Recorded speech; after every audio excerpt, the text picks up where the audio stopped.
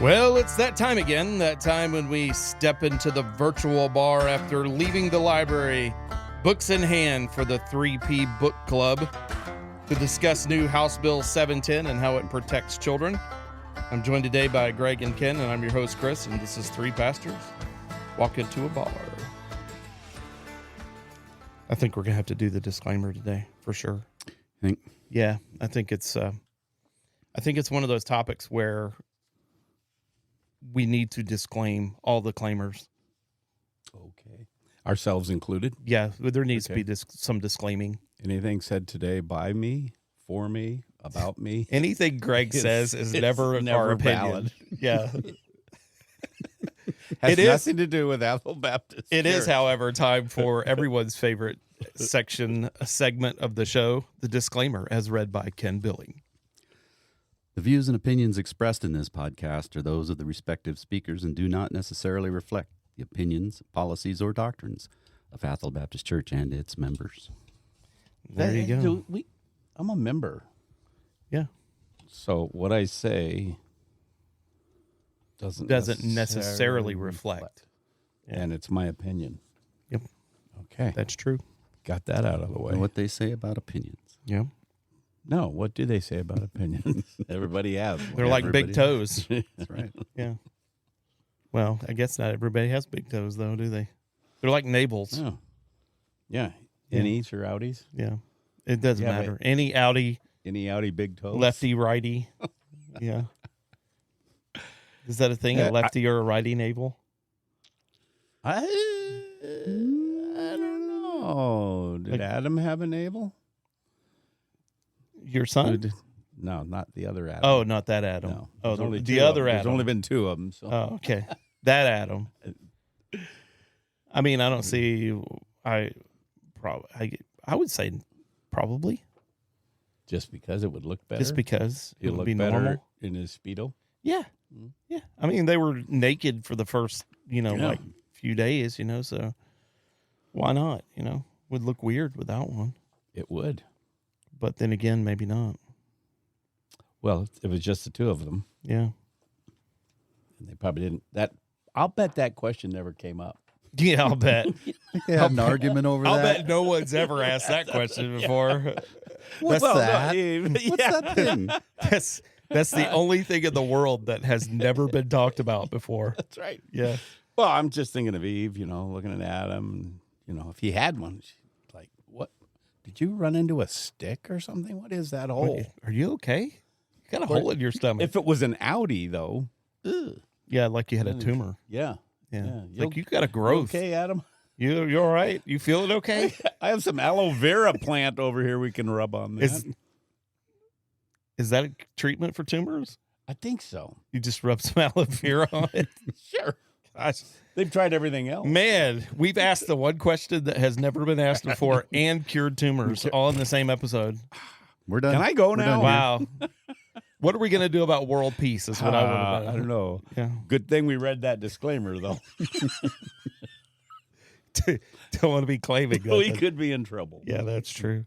So if you remember not too long ago, we talked to Sheriff Norris, and he was talking about a bill that was going to be going to the House and the Senate and the governor that was going to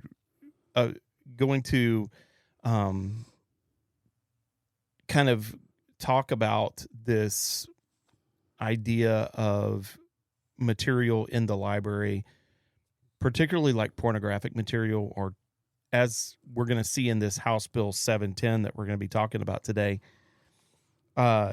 any kind of documentation that has something that could be harmful to children, which is what House Bill 710 does, which is called the Children's School and Library Protection Act, which will become law it became law after the 10th.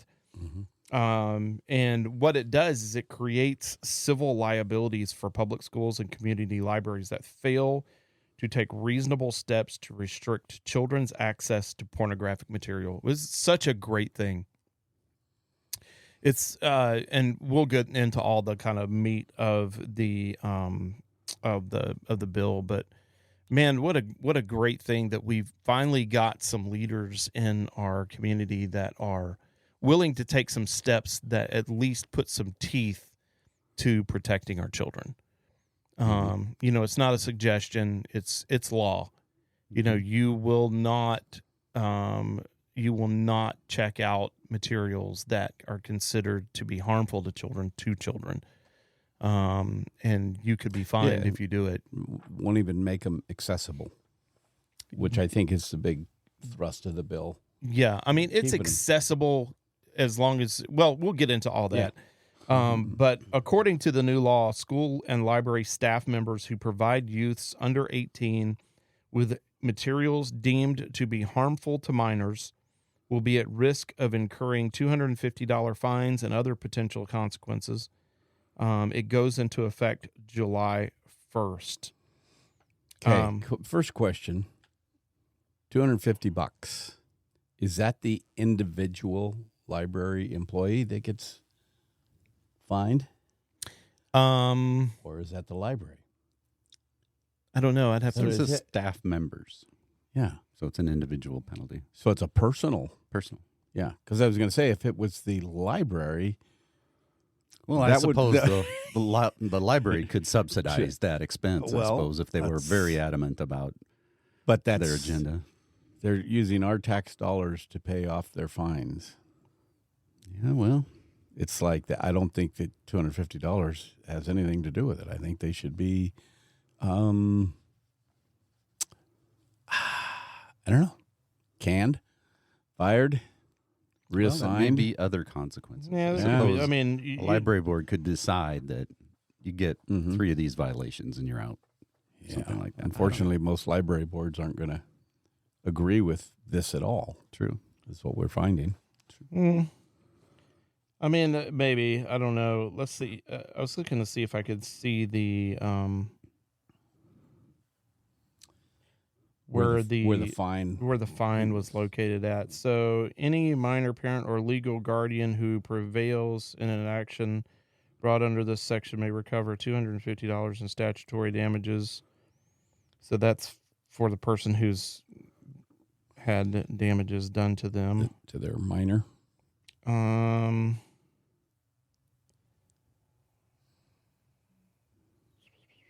There's a lot in this bill, man. It's just like long. the definitions are crazy. Upon receives the expiration of minors with an adult, any minor parent may recover sufficient to prevent. A county prosecuting attorney shall have a cause of affection for injunctive relief against any school or public library that follows the provisions of subsection 2 in this section. The injunction shall be sufficient to prevent the defendant school from public library from violating the requirements of this section.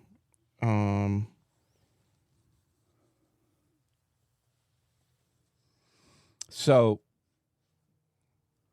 we don't at this point really know where that violation takes place. I'm sure that who gets fined. I'm sure that it's in here. I just don't know exactly. I mean, you have the $250 fine, but beyond that, I don't know what that would be. And this looks like it's going to the public school or the library itself, and that's used to pay the civil liability to the person who files the complaint. And that's what, like 30 days or something? You have to do that 30 days? Yeah, the guardian, the minor parent or legal guardian who prevails in an action brought under this section may recover $250 in statutory damages as well as actual damages and any other relief available by law, including but not limited to injunctive relief sufficient to prevent the defendant school or public library from violating the requirements of this section. So, if you want to make a living, just go to your public library and watch for people violating this. File the claim. And you would have to be a guardian, the minor, or the someone legal involved guardian. with the child. Yeah, you would have to have a vested interest in that child, parent, or something of that. You couldn't just be like some ambulance chaser out there doing that. All right. So keep I'm my sure- day job. I'm sure that will probably happen to some degree, though. Absolutely. But in any case, according to the new law, the school and library staff members who provide anybody under 18 with materials that deem to be harmful to minors will be at risk of incurring $250 fine and other potential consequences. The law goes into effect July 1st. Violations of the new law will include distributing objectionable materials to minors and failing to restrict minors' access to objectionable materials. Requests to relocate such materials to adults-only locations must be made in writing to the school or library 30 days before legal action is taken. Last year, Idaho Family Policy Center released a report identifying more than 55 public schools and community libraries statewide that make pornographic material available to minor children. More than 74% of likely Idaho voters believe that public schools and community libraries should keep pornographic materials away from minor children, according to the statewide public opinion poll commissioned last year by the Idaho Family Policy Center. So this is something that people have been wanting for a while. It seems like a reasonable thing. When we talked to Sheriff Norris, one of the things that he had talked about when he was championing this idea was the idea that, this is a reasonable compromise. Yeah. You can still have access. If you're an adult, you have access to all the material that you want to have access to at the public library. We're all paying for that public library. You have your freedom of speech, freedom of expression. So you should be able to go to a public place and get the material that you want. However, that doesn't give you the right to expose children to that same material, which is what they were saying. So a reasonable thing to do would be to limit their access to it.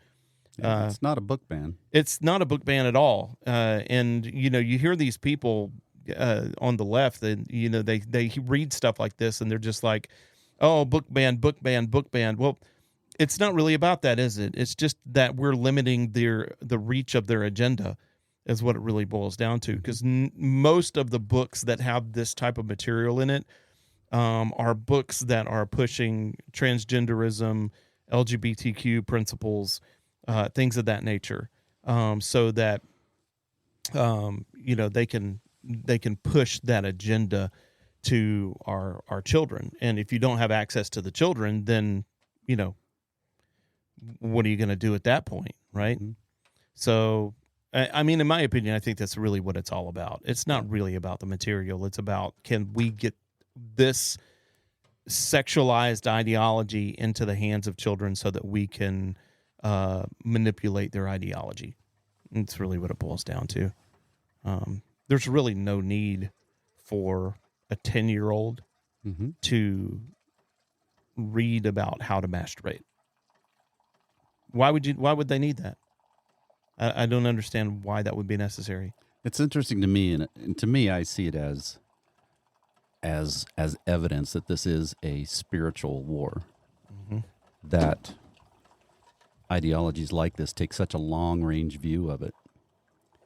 That getting minors involved in these ideas at this young age has any benefit to their cause. It has none in the present. It's all based on future. And so, to me, that just means it's a spiritual war. Because everything else we do is so short-sighted. And the news cycle and the influences and all of these things is just very immediate.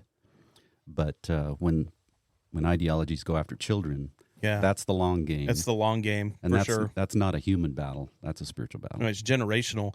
And it's one of the things that we really kind of need to latch onto in the church is this idea of not only generational faithfulness, but generational awareness as well. Teaching our kids to be able to combat these ideologies, particularly if you're sending your kid to public school. They need to know a lot of this stuff that we're talking about. They need to be aware of, what ideologies are being pushed out there, particularly when it comes to trans and LGBTQ, which trans is a part of that, but LGBTQ initiatives. where they're kind of pushing this sexualization towards these children so that they can normalize it. And there's nothing normal about it. There's just nothing normal about it. You know, it's like even left-wing people are kind of queuing in on this. Like I was listening to Bill Maher the other day, and I've kind of taken to listening to Bill Maher a little bit because he's the one kind of liberal out there that has true liberal, classical liberal kind of principles, but still sees some common sense left. What's the ridiculousness of like things like drag queen story hour. You know, it's like, you know, his comment was, it's like, I'm all for story hour, but when did our readers need breasts? You know, it's like, yeah, that makes sense. You know, there's no reason for there to be a hypersexualized person sitting in front of these kids reading unless you're trying to normalize your behavior to a new generation, which is exactly what's happening. Mm-hmm. They're just trying to normalize this behavior. To what end? You know, that's how I'm still struggling with that. If they can't possibly want everybody to be like them, but they want more people to be like them. No, they just want people to accept it. Well, and that's how you would accept it, is if there's more people portraying this type of lifestyle, and like you say, to normalize it. But to what advantage? Just so they can continue to do it? So they can continue to live out their delusion. Do you think that some of the pushback is desirous of them? What like, do you mean? Hey, I'll fight. Yeah, I've watched a few gay pride parades, let's say, and some of those are not all fun and games. They're violent. Yeah. And so it's like this is a whole nother faction out there that most people don't know about. There are, well, let's just be real. There's extremists on all sides. Yeah, in every direction. And you're going to have extremists in that group as well. You're going to have people that are on the conservative side of that as well, that are trans people that are not pushing the agenda of making it kind of a legal status and, Mm-hmm. you know, requiring people to use their pronouns and all that kind of nonsense. I can remember a couple of years ago listening to a guy who dresses as a woman. And the funny part is he's actually really pretty. It was so weird. It was so weird because you're looking at him and you're like, gosh, that's a pretty girl, you know? Oops. I can remember one time when I was back in middle school, I had this civics teacher. His name was Mr. Washington. And he went and got this heavy metal magazine. And he had just the top of it so you could see their faces kind of uncovered. And he was like, look at all these pretty girls right here, you know? And everybody's like, oh, yeah. They pulled it out, and it was like Poison or, you know, like one of those hair bands or Big whatever, hair, you know? But, yeah, you know, I mean, that person was actually talking about the how this whole movement was actually going to hurt the trans movement, the queer movement, the gay movement. It's when you begin to try and force people to do things, that's when you get pushback. And that's what's happening.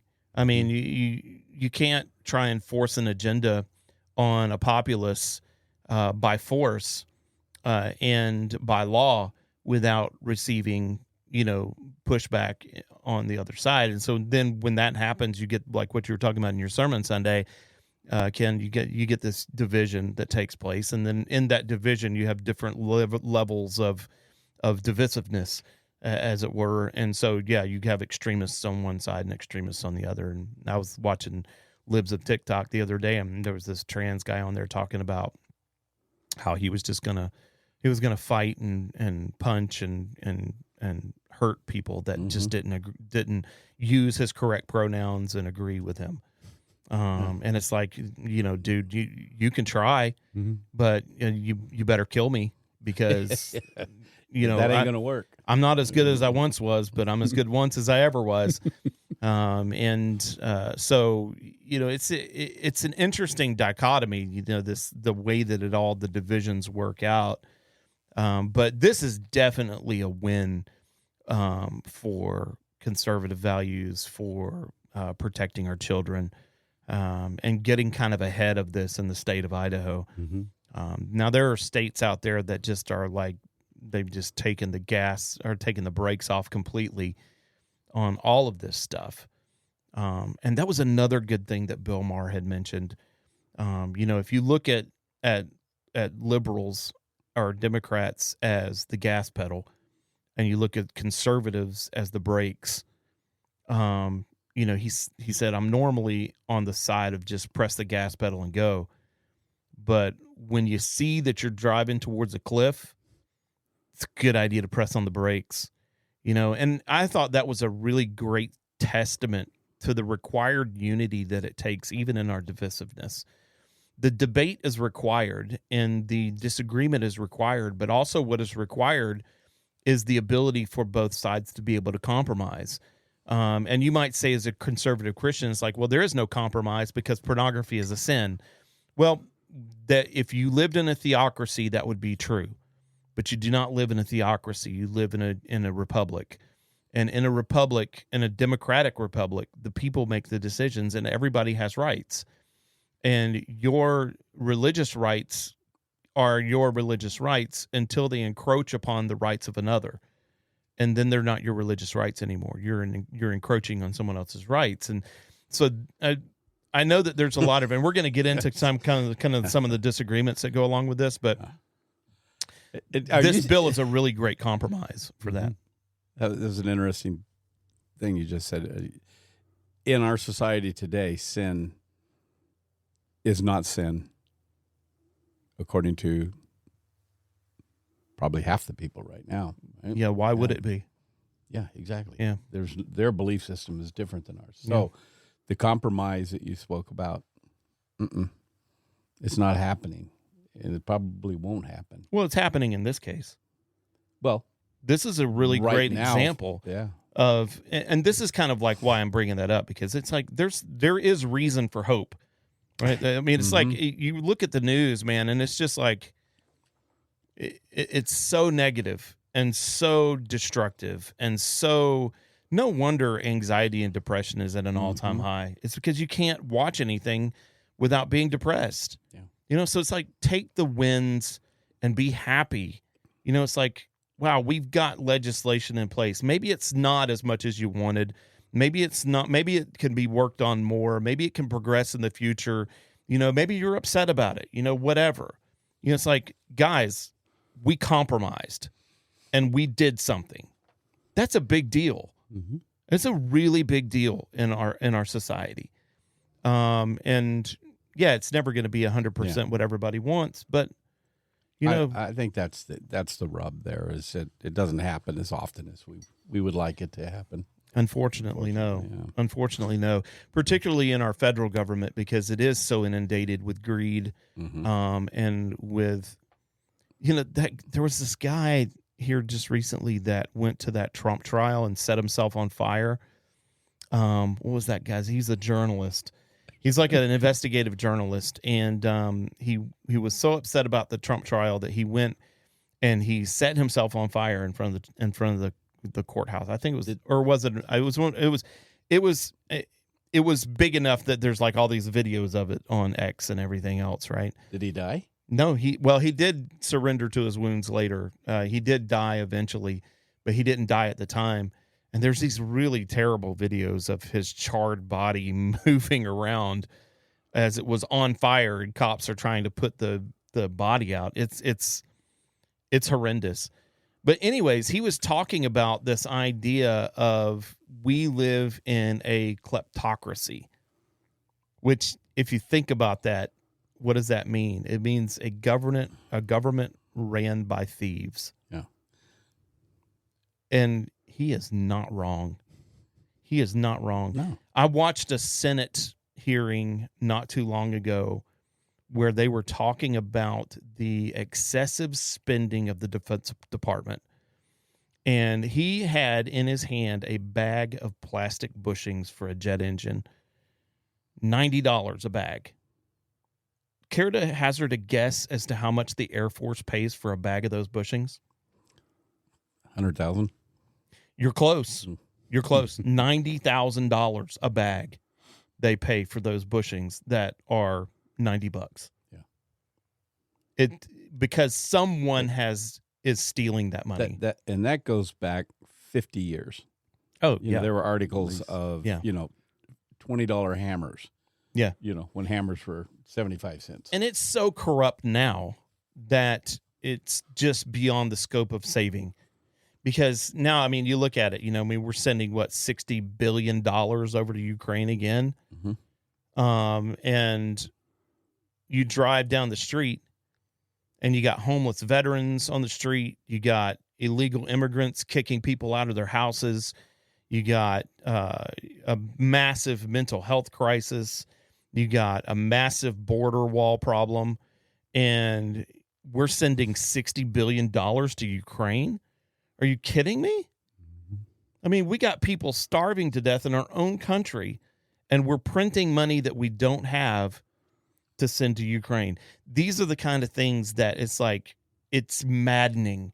Mm-hmm. And if you don't look at the good things that happen, like this bill, and celebrate it, you would just suffer from endless anxiety. And you have to celebrate it. Yeah, and it's a candle in the darkness. It sure is. And the thing about candles is that they're bright in the dark. Yeah, and they should be, and that's why we're talking about it. Because this stuff's a big deal, man. Yeah, and we should be happy about it. it's not happening in every state. No. We've got some great legislatures here, man, and they're really kind of working hard to do a lot of really good stuff. And yeah, there's roadblocks, and yeah, there's fights and all that kind of stuff. But man, Heather Scott was right. It's like we really need to be focused on our state sovereignty, Mm-hmm. and what our state is capable of, and being able to throw out the federal government. Exactly, because that's eventually it's going to come to that. Yeah, we do not need any federal funding in Idaho. No, why would we? Yeah, we don't. Yeah, we need to reject it all. Buy back some of the lands that they have Yep. stolen. Yep. We need to get our state back. Yeah. And that includes our land for sure. Yeah, we need to get our land back to the federal government, but that's a battle for another time. I mean, it's like you do have to pick your battles because you only have a certain period of time to work on these things. And so, this right here was such a win. Brad Little put out some a statement on it, and he said, "I share the co-sponsor's desire to keep truly inappropriate library materials out of hands of minors." He wrote in a letter to legislators. That said, I still believe a greater harm confronts our children. Content accessible to them on their phones and devices. Defer. He's not wrong. Yeah. No, he's not. I mean, He's not libraries wrong. are Has nothing to do almost with the bill. a dying thing. It doesn't have anything to do with the bill. He did sign the bill, and he supports the bill. It seems to me like he's alluding to the fact that we need to do something as a state to try and work on what's available to these children on their phones, because it's true. I mean, it's like what's available to them. And I don't know that you can pass a law to do that. At some point, you do have to just tell parents, you need to be watching what your kids are doing. That's been the issue for many years as parents and their detachment from that. So, And then recently, not to bring up a whole nother subject, but AI is now, part of this. We've thrown AI into the mix. It's like throwing gasoline on the fire. yeah, the genie's out of the bottle. It is. You can't put it back. Yeah, it's scary. Yeah. He received 4,923 emails, 2,954 phone calls in opposition. Is that correct? Yeah. Mm-hmm. More in opposition. So that shows you how much the left mobilized to fight Okay, this but- and how much money was thrown against it here in Idaho. Mm-hmm. But 74% of Idaho voters believe that the public schools and community libraries. What that means is So- that that the people that supported the bill didn't feel respond. that it was important enough to send emails and Yeah. phone calls. Well, I know that Adriana was one of those that was for. But here we have, I don't know, it's just being in sales for so many years. If you put out a bad product, like 7 out of 10 people will complain. If you put out a good product, I think 3 out of 10 will say, "Hey, it's a good product." Yeah. And I looking at this, going, "Oh, I think that's wrong." No, it's all Before, right. but it's right. So It also, if I was a leftist, I would say that this definitely speaks to the effectiveness of me reaching out to my local legislatures too. Like what would be the point? I mean, it was almost double in both areas. yeah, It was over double in one area for sure. Mm-hmm. There were twice as many phone calls as there were twice as many phone calls against as there were for. yeah. Yeah, to me, that shows the church sitting on its hands Yep. People to did a not, large degree. Not everybody, but Mhm. too many. Yep. People Yeah. did not mobilize, and Mhm. people aren't paying attention to what's going on, and I think that's one of the messages that we can definitely send out to people is like you need to be paying attention to what's going on, and And taking action. Mhm. I'm sure a lot of the people who didn't write in thought, well, it's not going to do any good. They don't listen to these things. Well, they kind of do. Yeah. They kind of do. Here in this case, you supported a bill supported by the minority in terms of outgoing action to the governor's office. Mhm. And so it had an effect. It still works a little. Yep. And most of them are really easy to do too. It's Oh, like yeah. They when make it easy. you call, it's like you make a selection basically. Yeah. Are you for or are you You're against? pressing buttons. Yeah, and it's super easy. So it takes like zero time out of your day to do it. You just got to do it. It's the next form of voting. Yep, it really should be. But in this case, it didn't even make a difference because he signed it anyways. So the 74%, that was commissioned by the Idaho Family Policy Family Center. Policy Center. So that's right-leaning, I suspect. Yeah, I mean, I have very little confidence in polls. Yeah. If, Well, 37% of all statistics are made up on the spot. well, if Trump's campaign and That was- everything that that was is funny. centered around it, That was a joke. it wasn't funny.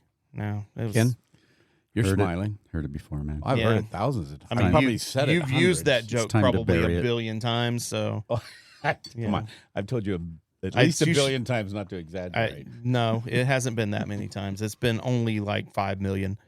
So, but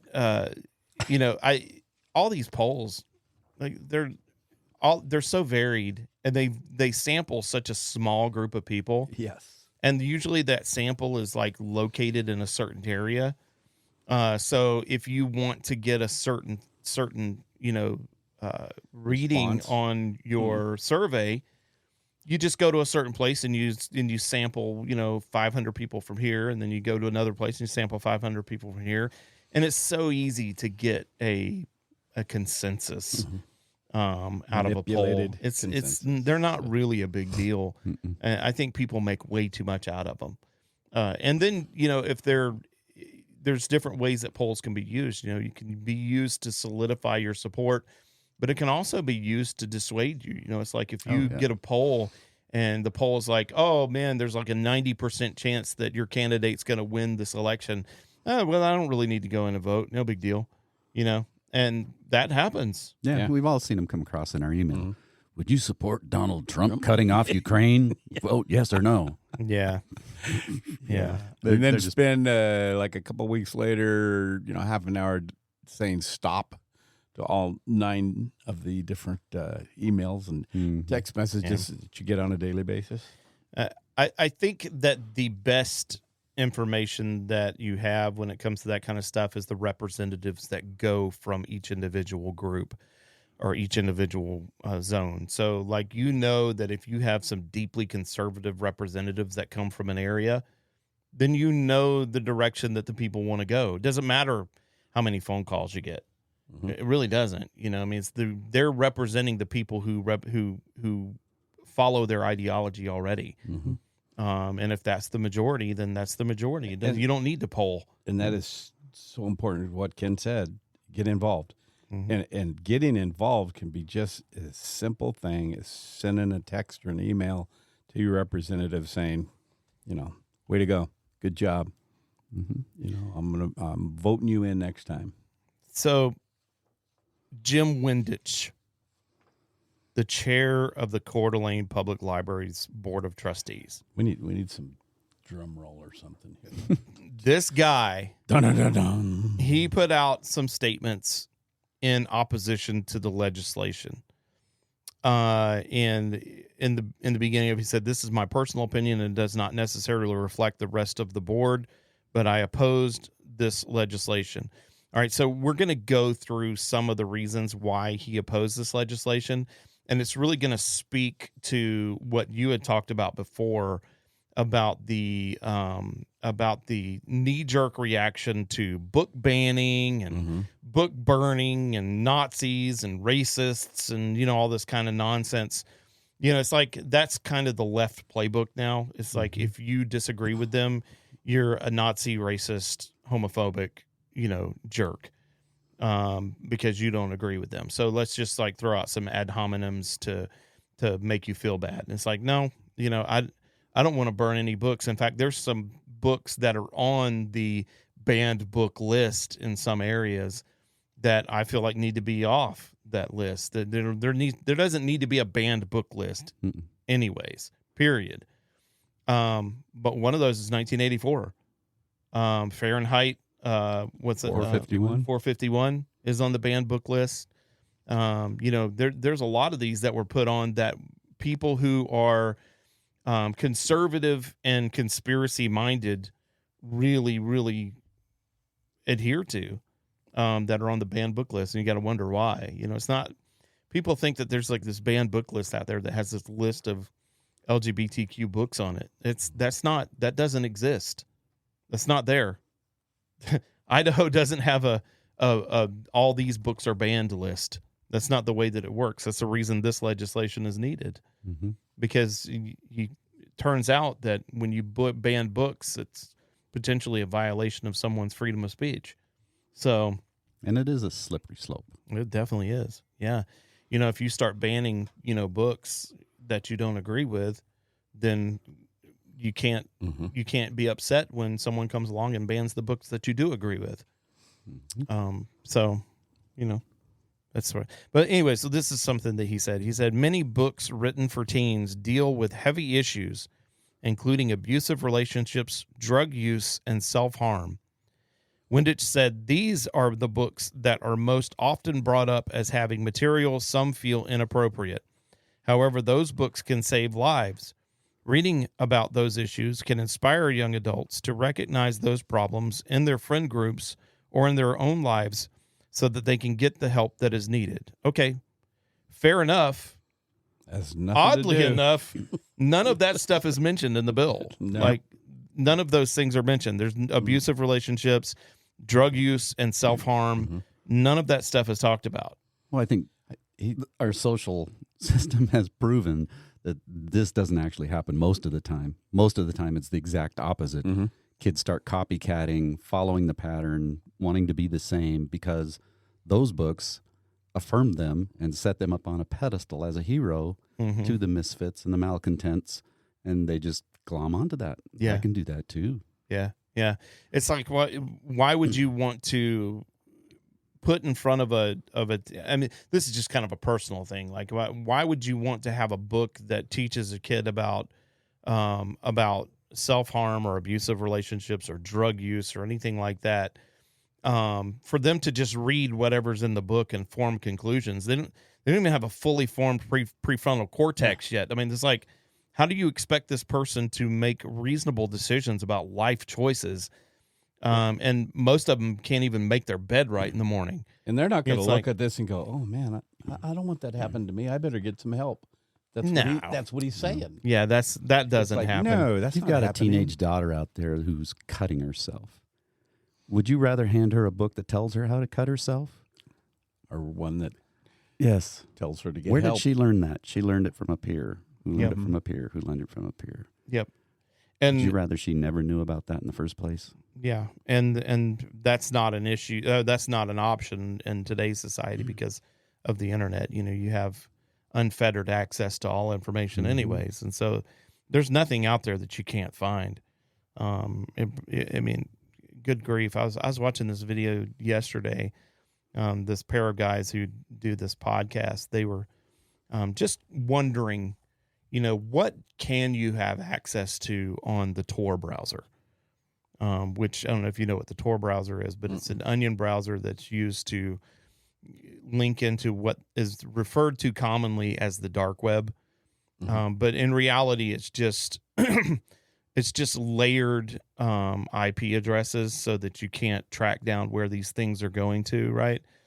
And so, they were just doing some like searches on this, like what can we get? And you could literally buy anything. Illegal drugs, fentanyl, rocket launchers, submachine guns. You could pay for rooms to watch people get murdered. You could pay for child pornography. You could be involved in rooms where they would watch people do sick, sadistic things to children. There was even a section on there where you could buy a submarine. Cool. Yeah. Yeah. I mean, it was shocking. Now, there's no telling how many of those are scams and how many of them are just going to steal your money, or whatever. But it was out there. So, I mean, yeah, this is a small measure that you can do to prevent kids from getting some access to some of the more dark, nefarious things that are out there. But I would say to parents, like, don't rest on your laurels, because most of the things that your kids are going to hear, whether it's pornography or whether it's suicide or whether it's anxiety, depression, LGBTQ issues, diversity, equity, inclusion, you don't need a book from the library for those. It's on your kid's TikTok feed. It's in their school. It's when they go to youth group, their other kids in the youth group are talking about these things. It's not like you're protecting them. And so, Jordan Peterson once said that, you're going to harm your children. It's an inevitability. You can either harm them temporarily by exposing them to what is really out there that could destroy them and give them the tools that they need to overcome those things, or you could harm them by overprotecting them and making them unprepared to deal with all of those issues. Either way, you're going to harm them. You just have to determine which method is going to be best for them in the future. And this is one of those instances. This gives parents the ability to be able to go and do these things. But Windich does not approach the actual law itself. He just makes some random points about stuff that's not even related. And if you have a book about self-harm that is talking about some of the stuff that's listed in this law, then it's not really about self-harm at all anyways. If you read the law, it would be about something entirely with self-harm built into it, which might be in an LGBTQ book, because they believe that if you don't live out your delusion, then you're going to commit suicide. That's like their whole thing. It's like, yeah, if you don't transition, you're killing your child, kind of thing, which obviously is nonsense. But this is kind of the perspective that he's going through. So, I would say that instead of going to the board meetings and complaining about X, Y, or Z book, and we'll get to that because there's a process for that they don't publicize very well. But instead of going and complaining about excerpts from one or two books, perhaps go to the board meeting and list out these things that he said and say, we have no confidence in your ability to lead this organization. I mean, you're one member of the board and you're bringing up arguments about this bill that don't even relate to the bill. It's like, what other decisions are you making poorly? So he goes on to say that said this law does not honor personal responsibility or parental rights. He said that, Yeah. What? Yeah. He said the Coeur d'Alene Library gives new cardholders welcome packets that include a guide for parents and caregivers, which is also prominently linked in the policy section of the library's website at cdalibrary.org. The guide explains how to manage access to materials by using one library card as a family or using online access to a minor's account to monitor what is checked out. Windich said, measures cited don't restrict access to pornography while children are unsupervised inside the library. That's just absolutely patently false. There's a whole section that will be for adult material that is restricted to kids. At this stage, they have separated it out so that it's like, he'll go on to say this a little bit later, that there's sections for 13-year-olds to 15-year-olds and all this kind of stuff. Well, the problem is that these books to teach them how to masturbate and how to be trans and how to make love to another boy or another girl, these books were in the 13 to 15-year-old section. So, yeah, that really worked out, didn't it? Yeah. Yeah, it's kind of sad on one hand that he freely admits there's pornography in the library. Yeah, that's a great point. Yeah. It's right there. He says it a couple of times. And yet he's trying to legitimize that it's there and that it should be available for everyone. Yeah. He never says no to this bill. Well, his answer to that is to just not let your kid have a library card. Yeah. That's his answer, because he goes on to say that in addition, a minor must have parental permission to get their own library card. These safeguards put parents in control of what is appropriate for the individual family. No, it doesn't. No, not even close. It just makes it so that person doesn't have access while children are unsupervised, but that's not true. Because even if they don't have their own library card, they can still go into the library, bingo, grab something and sit down and just read it. Yep. Well, that's the way families do it. That's the way we did it. We took the kids to the library and said, okay, go find a book that you like, sit down and read. Libraries we'll be here for a little bit. They're set up that way. Right. Mm-hmm. Tables and chairs. How are you going to discover what you like if you can't take a look at it? And so, the assumption that everything is about the checkout process is just ridiculous. Yeah, it's too late. Nobody, that's not the core of the problem. The core of the problem is the access itself, not if you're checking it out or not. And sure, don't get your kid a library card. Why would I not be able to get my kid a library card? That just says that, we don't want you to have any kind of ability to give your kid access to the library. That says, I'm not going to look at what you're checking out, so I'm not going to give you the card in the first place. Yep, exactly. Yeah. But you can go down and spend a couple hours down there reading all the porn you want. Yep, pretty much. When did not anymore. Not after July 1st. Well, let's see. A 10-year-old boy, is there going to be a gate up down that aisle to prevent him from going down that aisle? Well, to prevent him from reaching up and grabbing that and running off into a corner? That could happen, but it would be incumbent upon the library to make sure that it doesn't happen, because if it does, there's fines involved. $250. And if they're willing to get the fines to let these kids have, which is probably going to happen, they're going to be like, well, we'll just pay the fine. Yeah. Well, okay, fair enough. That happens enough times that you have violated state law, then I'm going to bring a civil suit against you because you're willingly violating state law to harm my child. So you've just opened up yourself to civil litigation to the tune of millions of dollars. Watch for something like Zuckerbucks to start flooding towards libraries. Yep. For protection. Yeah, for sure. He said this also at that time, we tried to streamline the policy to make the process easier. He said the new law forces us to go back to a process with more steps. Oh. But a short timeline in which a short timeline in which to complete those. In my opinion, this legislation made by people who are far removed from the management of local libraries. I'm getting so sick of hearing that. It's like these teachers, they're like, hard. it's like the teachers who are like, well, quit telling us what to teach, because you don't know what's going on in the school systems, and you don't have my education degree, and you don't know how to teach your children. It's like, okay, fair enough, but I know what I don't want my child to know. And so quit telling me what you are going to tell me that I have to let you teach my children. Just stop. So it's like this appeal to ignorance, or this appeal to, my credentials and my lack of education is what they're saying. It's just obnoxious.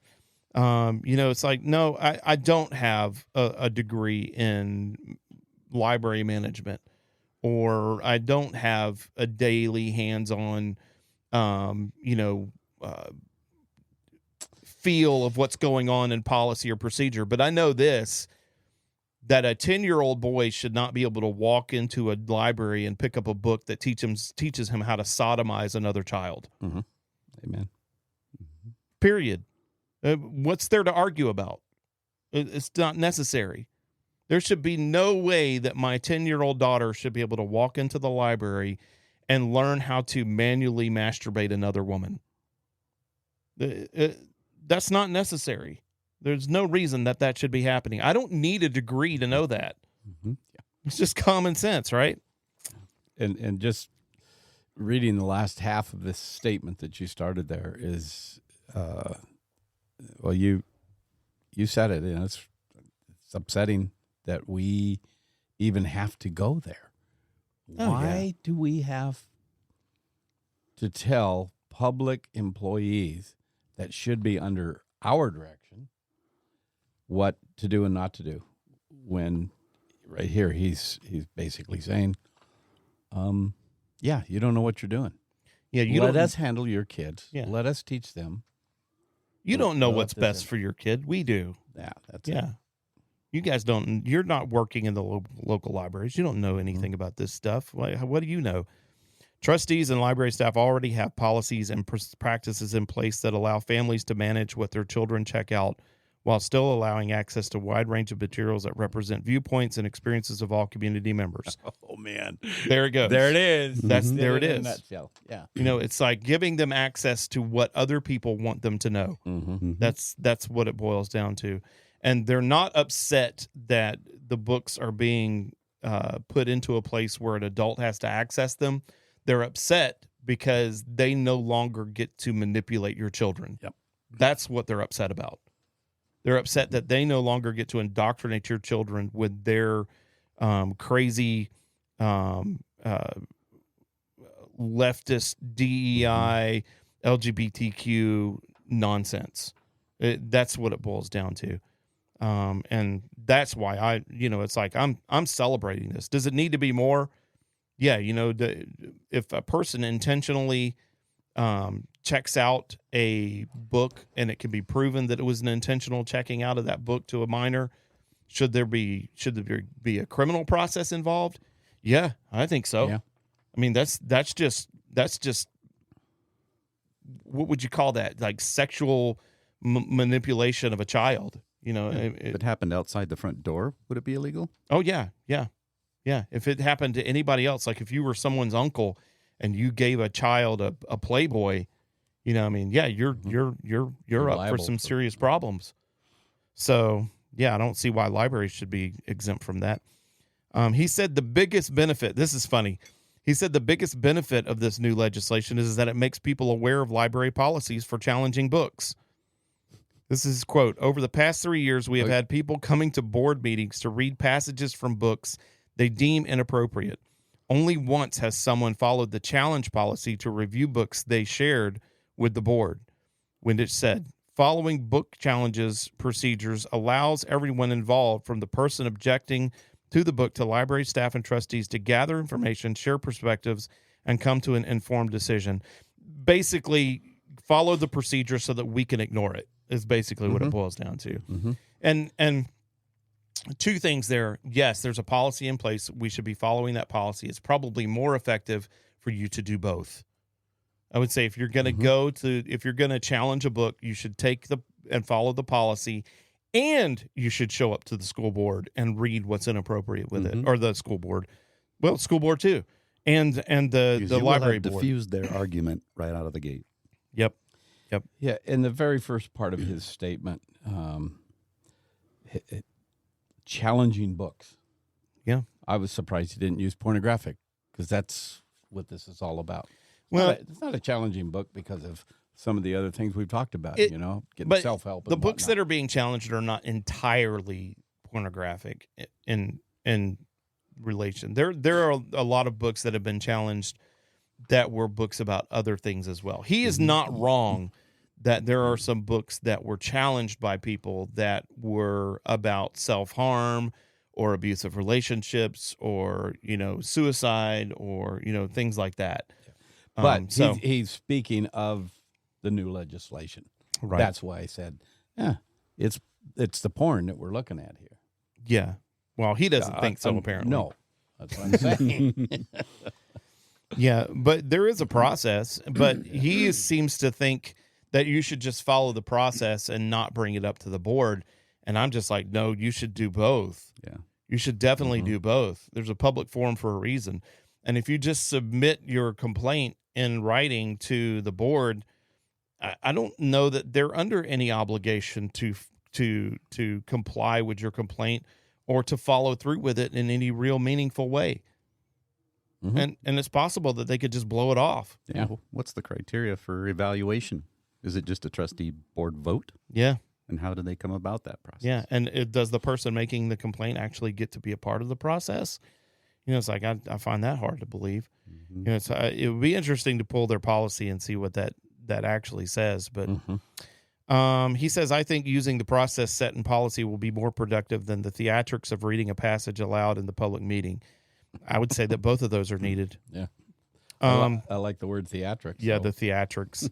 It's like, you never do that. Yeah, he's This is not that down. all of this, like that first thing we read, that's not theatrical at all. The whole idea of the bill not helping teens because it's not giving them access to abusive relationships, drug use, and self-harm. It's like, well, that's not theatrical, is it? Dramatic much?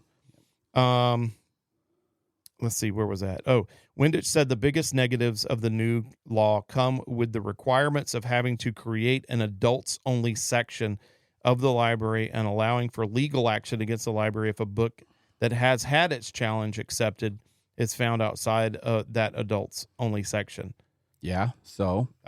What's the problem? They didn't cover that in his master's course. Yeah. We will need to figure out the best way to manage those requirements. Yes, indeed you will. Thanks to this law, you're going to need to figure out the way to manage that.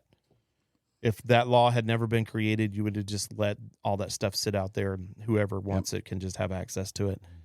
I wonder if he has kids. I don't know. I don't know anything about him. I tried to find stuff out about him, and there's nothing. I know he makes really poor arguments for Family his, and- for his opinion. I know that. No, I won't say that on air. So Alexa Eccles, how would you pronounce I would that? say Eccles. Eccles. Possibly Eccles.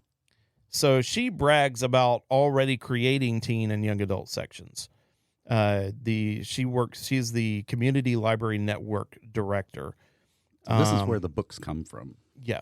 Yep. So these are the people that make the decisions. Final choices. She oversees 7 libraries and a bookmobile throughout North Idaho. She said that she doesn't believe any materials owned by the community library meet this new library law's definition of harmful to minors. So she doesn't believe that any books that we have in our libraries have anything pornographic in them. If you listen to our conversation with Sheriff Norris, he brought a section from a book that clearly had pornographic material in it. I mean, clearly. It was like not even a debate. It's like you read it and it was worse than 50 Shades of Grey. It was like it was just like reading something out of Hustler. It was pornographic. Okay. Let's just say Definitely. it. So this whole idea that she doesn't believe any materials owned about, that just shows you where her head is at. Yeah. She just thinks that anything is fine. Like whatever, I mean, if it describes manual masturbation of a man or a male or a female, that's fine. Yeah, whatever. Yeah, it should just be openly accessible to anybody. That's not pornographic. It's like, I don't. That's one of the problems in our world today is the attitude of people like her. Anything goes. Yeah. Well, this happens to people on both sides of that, though. Like people who claim to be libertarians oftentimes get to the point where they are so libertarian in their ideology that they begin to come off the rails of morality. I knew a person that was a deep libertarian, but also a Christian who claimed that abortion should be legal because you should have the right to be able to make that choice. Yeah, pro-choice. And it's like, as a believer, I'm sorry, you can't have that opinion. Nope. It's like you cannot have an opinion that is contrary to Scripture if you claim to be a Christian. And that's what happens to libertarians oftentimes is they get so caught up in the idea of free speech that they just let the cart off the rails when it comes to, what is accessible and what is not accessible. She said this, seen as a statewide leader within the library community last year, CLN, which is the Community Library Network, began offering tiered minor access library cards and created a teen collection for 13 to 15-year-olds in addition to a collection for young adults aged 16 to 19. She said adding that public libraries nationwide typically offer only a singular collection for all teens ages 13 to 18. That's my comment. Yeah, those were voluntary. What's so hard about one more section required by law? Yeah, that's a great point. But the problem is that this tiered access that she says that they created, it didn't work. No. Like just that one that Bob brought in, it's like that was found in the young person's section, 13 to 15, and it was clearly pornographic. We looked at it, we read it, we know it's there, right? So it's shocking to me that our leaders that are picking out materials for our children have this mindset that none of this stuff is bad.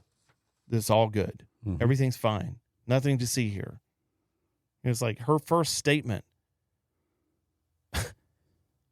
I don't believe any materials owned by the Community Library Network meet this new library law's definition of harmful minors. You clearly have no idea what's in your libraries. And as a director, I think that's shameful. Yeah, you're not representing your community. No. You're not representing your community, and you're not doing your dang job. Your job is to know what's in there. You clearly do not know what's in there, because if you knew what was in there, you would clearly know that some of the books that you're offering to teenagers are pornographic in their nature. She has obviously a different definition of harmful to minors. Well, that's why we needed a law. Yeah. We needed a law because people like this don't understand what is harmful to minors. And her statement that they began offering tiered minor access library cards. Wasn't mandatory. Wasn't even, it's offered. I bet when you walk in, you go, how old are you? Okay, well, you can only access these sections over here, so let me get you the right library. Yeah, no, that didn't happen. That didn't happen. No. Nah. This is just to appease somebody. That was just a hedge that they put up to hide what was really going on. And what was really going on was, hey kids, come in and access anything that you want. Here's some LGBTQ books for you that are going to teach you how to have sex as a homosexual person. It's like, okay, well, that's harmful. That's pornographic. When you're talking about having sex with other people, that's pornographic. It's like, so what's great about this law is that it clearly lines out what is and is not harmful to minors. Mm-hmm. It lays it out in the law, and we can put a link down in this podcast so that you can access the bill if you'd like. But it's in very plain English. It's like, this is the things. Some of the things in that are disturbing as well, that you even need to talk about it. Mm-hmm. But here, listen to this. No, do I have to listen to this? Listen I've to read this. it too many times. This is so ridiculous. I am proud that CLN listens and is very responsive to our local community members. No, you're not. You wouldn't be here if you were. You were not. I mean, it's like you don't even realize that there's pornographic material in your library. You don't even realize that. It's like you're just like, everything's fine. Nothing to see here, guys. Everything's good. We are stronger and a better library district because of it. She goes on to say, I anticipate the board and staff will continue taking a thoughtful, innovative, and positive approach to implementation. The new law is certainly an opportunity to see changes in libraries around Idaho. Well, that's a fair statement. Yeah. It certainly is. Mm-hmm. I wonder if you're going to go through and you're going to see, oh, wait, this book is pornographic. I guess I was wrong. I doubt that will happen. Probably not. Probably not. So, yeah, I mean, in looking at the law, I can imagine that there's going to be some legal precedents that's going to come up where people are going to challenge it, and it'll probably go to the Supreme Court. And our district courts will shoot it down because they're liberal. And then we'll end up having Raul Labrador will end up taking it to the Supreme Court. Mm-hmm. And the Supreme Court will have to determine whether they're going to hear it or not. And just like what happened with the last bill that got taken to the Supreme Court that Idaho took, it will get upheld because it is our right as a state to make laws in relation to our state. Mm-hmm. And so, it's just a long, drawn-out process. This isn't the end by any stretch, but it is a positive traction in the right direction. And I think that's the messaging. Mm-hmm. It's like, guys, we have people in place that are doing their job. In this district, we have people in place that are doing their job. Mm-hmm. And, look at your representatives from your area, your region. And, we are so blessed to have the people that we have. And we need to keep supporting them and keep putting them forward. And, people might say, well, you're a religious organization. You can't do that. So, yeah, I can too. I certainly can. You need to read that a little bit more carefully. But so we need to really uphold these people in encouragement and encourage them. And so I would say this, like our representatives in our district and the people that are listening to this, if you support this, you should contact them and give them a word of encouragement and say, thank you for standing up for our rights. Thank you for standing up for our children.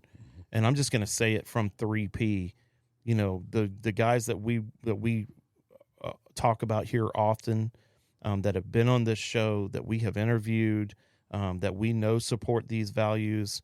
Guys, thank you so much for your support. Dale, Heather, Scott, you guys are doing the Lord's work. You really are. And I really appreciate the work that you're doing.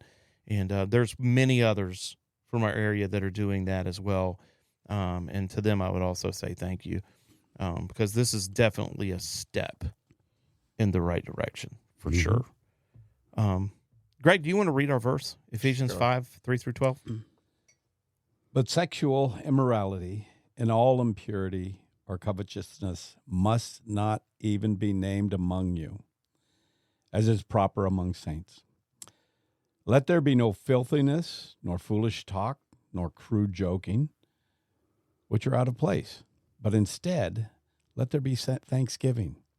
For you may be sure of this, that everyone who is sexually immoral or impure, or who is covetous, that is, an idolater, has no inheritance in the kingdom of Christ and God. Let no one deceive you with empty words. For because of these things, the wrath of God comes upon the sons of disobedience. Therefore, do not become partners with them. For at one time you were darkness, but now you are light in the Lord. Walk as children of light, for the fruit of light is found in all that is good and right and true.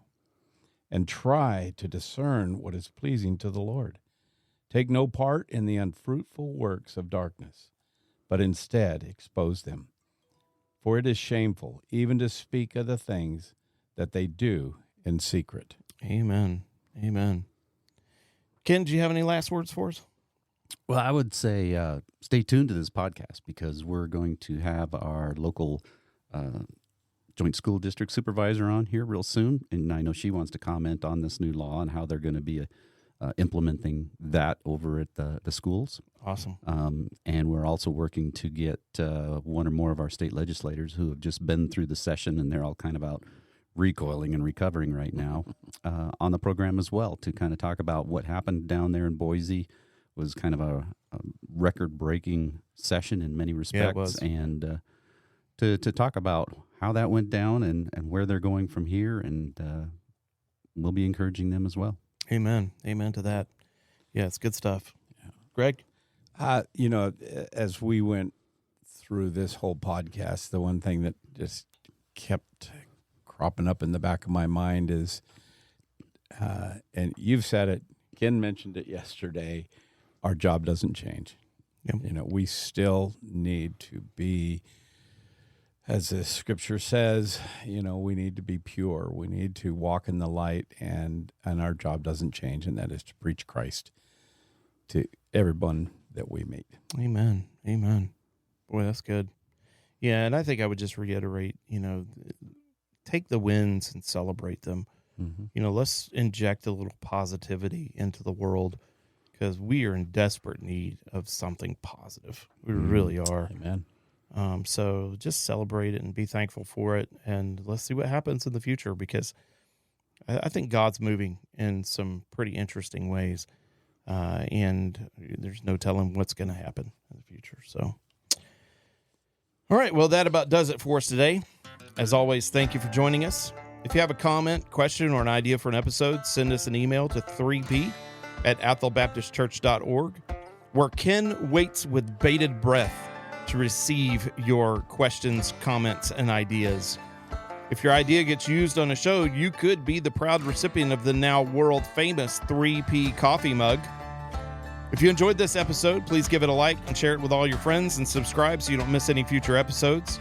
Thanks to Athel Baptist Church and its members for their generous support of this ministry.